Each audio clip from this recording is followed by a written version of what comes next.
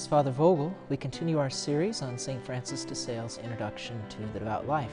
We're in part 4, looking at especially how do we deal with temptations. And in this chapter, he's going to look at temptation and the difference between temptation, being tempted, and then actually committing the sin or yielding to the temptation. This is something that's very important. People can kind of get mixed up as to what's the difference between, that's a temptation versus I'm actually sinning and following through on the temptation. So he's going to begin using an example that he's going to bring back a few times to just kind of help us think through the difference here. He says, imagine a young princess who is very dearly loved by her husband. Some wicked man, to seduce her and commit adultery with her, sends a dishonorable messenger to arrange with her this disgraceful proposal. First of all, this messenger conveys to the princess his master's aim. Secondly, the princess is pleased or displeased with the proposal. Thirdly, she either accepts or refuses. In the same way, Satan, the world, and the flesh, seeing a person espoused to the Son of God, send suggestions and temptations. So, in this example, we, our souls, are like the princess, and the temptations that come to us are like the messenger of that despicable man who's trying to seduce us through these temptations. And so there's those three parts, there's three kind of movements that occur. He says, first, the sin is proposed. The temptation comes to us. So the messenger says to the woman, this is what, brings the message that this guy wants of her. Then, so once the sin is proposed to us, that temptation, then is our reaction. So the person is either pleased or displeased by the suggestion. So interiorly, how do we react to this temptation? Do we take pleasure in it, or do we not like it? And then thirdly, he says the person either consents or refuses. And so by consenting or refuses, then if we consent, we're going to engage in some kind of action, whether it's just simply within, mentally, or actual physical action outside of us. Or if we refuse, then we have this that's where the choice comes in. So he says these three steps which lead down to sin: temptation, delight, and consent. These three acts, which can be clearly seen in great and serious sins, are not easily discernible in all other sorts of sins. So sometimes, and obviously in this case where you have this man wanting to commit adultery with this woman, it's very obvious, in that, when he sends her that proposal, that's not a sin on her part. And it isn't unless she takes pleasure in it, and then finally consents to it, and then engages in the action. So, but it's easier in that larger one and not so easy in some of the smaller ones and some of those daily temptations that come for us. He says, even if temptation to any sin should last all our life, it cannot make us displeasing to God as long as we do not take pleasure in it and do not yield to it. So this is really important, and sometimes people that have a desire to be really close to God, they'll kind of make this mistake. They think that they are sinning even when the temptation comes and they don't take any pleasure in it whatsoever. But they're worried that they are sinning in that. But there's a difference between temptation and actual saying yes to it. So he says, he gives examples of the saints and the ways in which they were tempted. So he mentions St. Paul, we find in the scriptures, who laments of having a kind of thorn in his flesh for a long time. That's a temptation, not necessarily a sin, but it's a temptation to sin, as long as he rejects it. And obviously he's not pleased by it, the way that he describes it.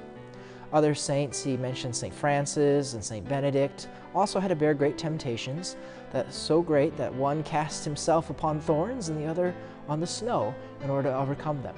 So they had these temptations that were proposed to them from the interiorly, and they rejected it so strongly that they did it even even those physical actions. And of course, we find that even Jesus was tempted by Satan.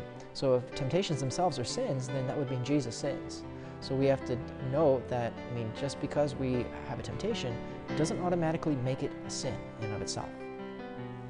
So he says, have great courage, Philothea, in the midst of temptations. Never think yourself vanquished as long as they are displeasing to you.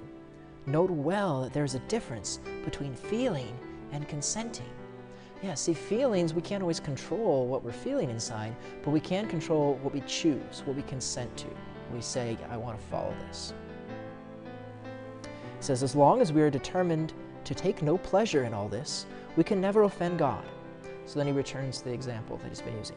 The prince, the husband of the princess whom I have spoken, could not be displeased with her on account of the message which was sent to her, if she had not taken any pleasure in it.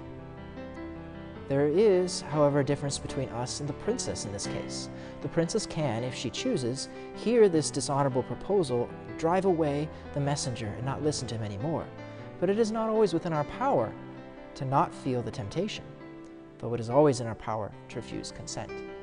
So, it should be fairly obvious to us that, this other guy, if he's the one who gives her this message and is trying to seduce her, as long as she's like, I don't want anything to do with that, then her husband can't get mad at her for that. It's not her fault. She wants nothing to do with it. In fact, he should be glad that, she so strongly rejects this other person. But he says that, when it comes to our temptations, we may not be able to push away the temptation in the same way that she pushes away that messenger. We may not be able to stop the feeling that's there, because we can't always control what feelings are. But he says we are always able to say yes or no. We can choose whether we're going to consent to it or not.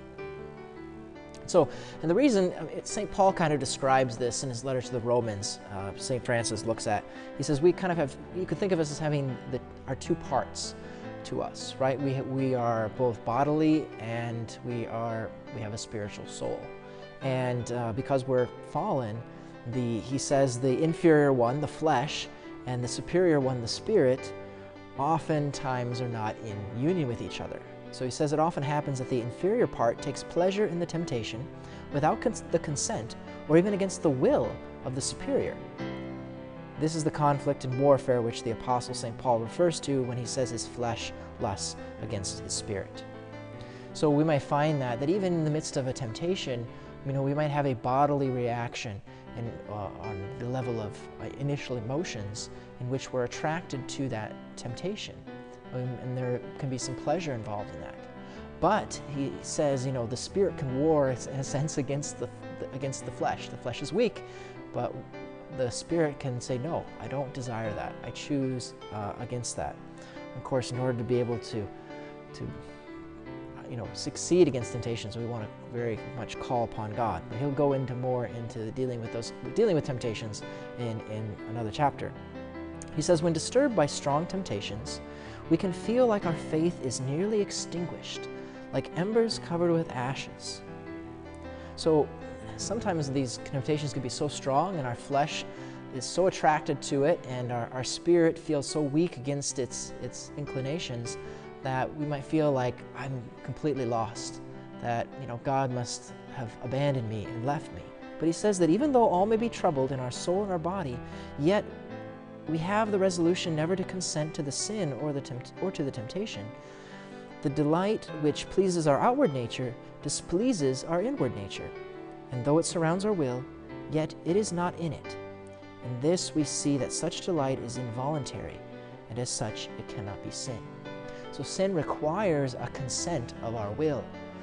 If the feelings and emotions and this kind of draw that the temptation has is not in our will, if we dislike the fact that we're having that kind of desire or emotional reaction to it, then it's not a sin.